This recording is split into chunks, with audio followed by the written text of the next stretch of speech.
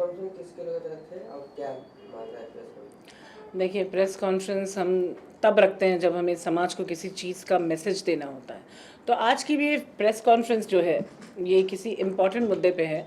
जब भी हम औरतों के सब्जेक्ट पे बात करते हैं, औरतों की इज्जत करना या डोमेस्टिक वायलेंस का सब्जेक्ट हो या फिर किसी ने वुमेन मॉडेस्टी की हो, तो मैं अपना ये कर्तव्य समझती हूँ जब जब भी समाज में अच्छी बुरी चीज़ें हों उसके ऊपर आवाज़ उठाने की। आप लोगों ने कुछ पिछले दिनों में देखा होगा कि मैंने एक लड़की उर्फ़ी जावेद के खिलाफ कंप्लेंट फाइल की थी। आज का मुद्दा फिर से उर्फ़ी जावेद है, बट प्रॉब्लम ये है कि वो नासमझ लड़कियों ने आज तक जितनी गलतियां की, उसने लोगों को किस तरह प्रोवोक किया। आज मैंने एक कंप्लेंट फाइल की है, जो कंप्लेंट कल हमारे मुंबई पुलिस कमिश्नर को फाइल की गई है। This complaint is basically on Faizan Ansari.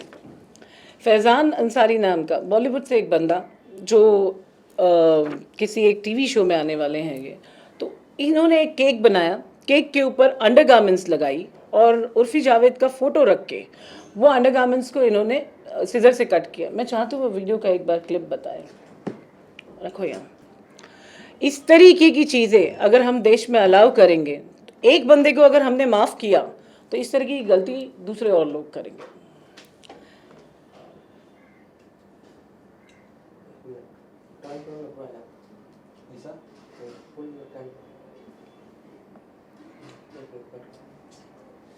उसका रिफ्लेक्शन अच्छा इससे स्टार्ट करोगे।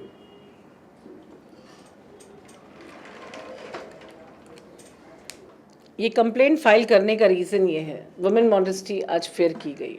पहले उस लड़की ने की अभद्र कपड़े पहन के और जाति को बदनाम किया। हिंदुस्तान के बोलते हैं ना पेटेंट को, अगर मैं बोलूँ सभ्यता, तो लोगों को बड़ा ऐसा लगता है कि मैं सभ्यता के ऊपर भाषण दे रही हूँ। हिंदुस्तान के पेटेंट को डिग्रेड बोलते हैं ना, नीचे गिरा दिया है लोग ने, बहुत नीचे गिरा दिया। पहले उसने अपने बॉडी को एक ब्लैक बोर्ड की तरह, स्केच बोर्ड की तरह उसके ऊपर स्केचेस बनाए जो वो चाहती थी, जिस तरीके से वो करना चाहती थी। उसने वुमेन बॉडी को एक्सपोज किया, न्यूडिटी दिखाई, और उसी तरह अब फैज़ान अंसारी ने किया है। इसी के खिलाफ मैंने कंप्लेंट रेस करते हुए फैज़ान अंसारी के खिलाफ वुमेन मॉडेस्टी करने की वजह मुंबई पुलिस कमिश्नर के अलावा director general of Maharashtra and governor of Maharashtra दोनों को कंप्लेन दी है कि इसके खिलाफ एप्रोप्राइट एक्शन लिया जाए। अगर हम पब्लिसिटी के लिए भूखे लोग जो चीप ट्रिक्स इस्तेमाल करते हैं फेमस होने के लिए, चीप ट्रिक्स, इस तरीके के लोगों को अगर हमने माफ़ी दी तो हम पूरे समाज में एक गलत मैसेज का अवेयरनेस फैलाएंगे कि इस तरीके की चीज़ें आप कीजिए। इन चीज़ों को बैन करने के लिए ऐसे FIRs बनना, ऐसी कंप्लेंट्स होना बहुत ज़रूरी है। That's all. जैसे कि आपने कंप्लेंट भेजे जी, FIR करवाए या फिर पुलिस स्टेशन में? देखिए, ये कल कंप्लेंट फाइल हुई है सर। अभी आज हम कंसर्न पुलिस स्टेशन को लेटर इशू करेंगे। तो मेरा concern police station Bandra police station है। तो ऑब्वियसली फैज़ान अंसारी के खिलाफ अगेन एक सोशल मीडिया इन्फ्लुएंसर बन के दूसरे सोशल मीडिया जो भी फेस है उसे बदनाम करना, उन दोनों का पर्सनल होता तो मैं बिल्कुल भी इन्वॉल्व नहीं होती। यहाँ पर बाकायदा एक केक बना के उसके आगे अंडरगारमेंट्स लगा के किसी लड़की का फोटो उस पर लगा के अंडरगारमेंट्स को सिजर से कट करना, ये एक बहुत बड़ा क्राइम है। एक तरीके से आप औरत जात को आपने क्या समझ के रखा है?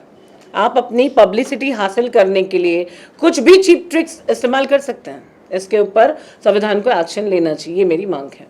जैसे कि आप वकील है जी, तो आपको पता ही होगा इसमें कौन सी धारा लग सकती है। देखिए, सबसे पहली बात, मैं एक समाज सेविका हूँ, मैं अपने माध्यम को भूलती ही नहीं हूँ। समाज में जो चीज़ें सही है वो होना चाहिए, जो गलत है वो नहीं होना चाहिए।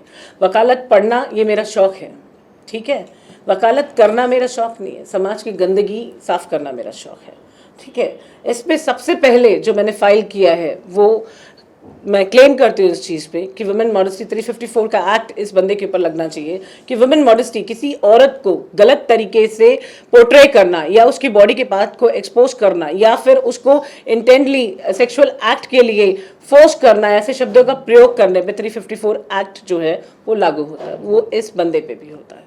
तो Faizan Ansari deserve a criminal case on him and that's really I expect by Mumbai police to do a necessary action. आप इसके अलावा क्या चाहते हैं फैज़ान अंसारी के ऊपर कब तक ये हो जाए, FIR दर्ज हो जाए, कब तक अरेस्ट की कोई मांग करेंगे आप?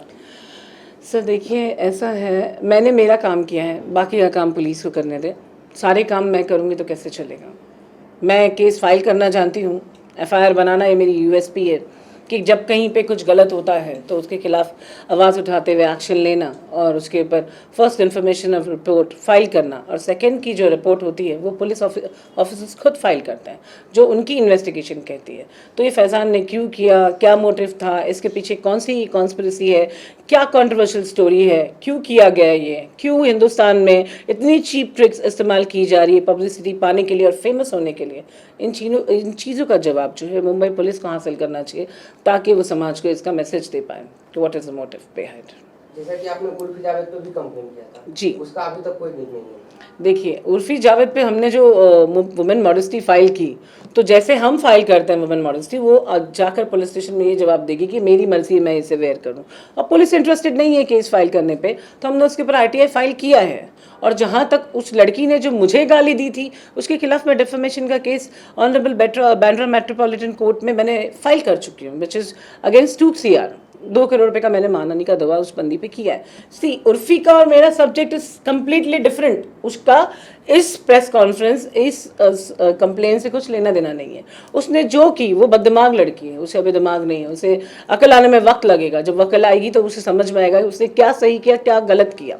उसे लगता है ज़िंदगी से वाज है, कल ज़िंदगी नहीं है, कल ज़िंदगी का कुछ नहीं होना, आज के बाद कल आना है, ऐसा कुछ नहीं है जो आज ही ख़त्म हो जाना है। और फैज़ान जो कर रहा है, मुझे पता नहीं है लोग अपनी फैमिलीज़ को जवाब कैसे देते हैं, चाहे वो उर्फी जावेद हो या फैज़ान अंसारी हो। और शर्म की बात यह कि मुसलमान है ये लोग, बहुत शर्म की बात है। वेल दोस्तों जी, मुस्लिम में तो ये जायज़ नहीं है भाई, मैंने कहा ना कि शर्म की बात है ये मुसलमान है, ठीक है। मैं नहीं एक्सेप्ट करती इन चीज़ों को कि हमारे धर्म में इन चीज़ों की अनुमति है या हम एंटरटेन करते हैं। हम बिल्कुल एंटरटेन नहीं करते हैं ऐसी चीज़ों को। हमारे धर्म में ऐसी चीज़ों को करने वालों को मैं एक बहुत साल पुराना एक वाकया मुझे ध्यान में आ गया, जिस एक लड़के के पूरी बॉडी पे जो है टैटूज थे, उसके जनाजे को है ना कब्रिस्तान के अंदर लेके जाए नहीं, मतलब परमिशन नहीं दी जा रही थी।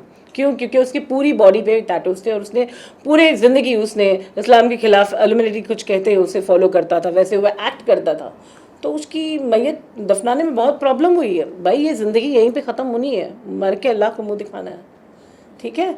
तो मेरा मैसेज सिर्फ आज की आवाम को इतना ही है, आप जब अपने बच्चों को देखते हैं कुछ गलत चीज़ों को स्क्रॉल करते हुए, प्लीज़ उन्हें रोकिए, क्योंकि हम उनके माँ बाप हैं, हम उनकी गार्जियन हैं। हमारा फ़र्ज़ बनता है कि हम हमारे बच्चों को अच्छी तालीम दें, और जब हम हमारे बच्चों की तालीम की बात करते हैं तो आस-पास और इर्द-गिर्द पे भी ध्यान रखना ये हमारा फ़र्ज़ बनता है।